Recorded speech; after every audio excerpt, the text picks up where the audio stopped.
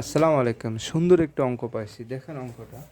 একটি ঘড়ি 10 মিনিট ধরে চলে, মানে 24 ঘন্টার মধ্যে 10 মিনিট চলে। কতদিন পর এটি একবারের জন্য সঠিক সময় দিবে?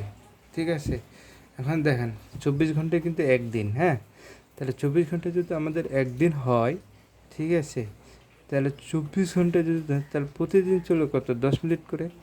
কতদিন পর এটি একবারের জন্য সঠিক সময় দেবে? এখানে আছে 36 দিন, 72 দিন, 60 দিন এবং 120 দিন। তাহলে সমাধানটা দেখেন, ঘড়ি প্রতিদিন 10 মিনিট করে চলতে চলতে যখন একটি পূর্ণ দিন অর্থাৎ 12 ঘন্টা লেট করার পর, ঠিক আছে, পরের একবার সঠিক সময় দেবে। 12 ঘন্টার লেট করার পরের একবার সঠিক সময় দেবে। ঠিক আছে, তাহলে আপনারা দেখেন, আমরা জানি কি জানি আমরা জানি 1 ঘন্টা কত, 1 ঘন্টা সমান 60 মিনিট। তাহলে দেখেন 12 ঘন্টা হচ্ছে কয় মিনিট, 720 মিনিট।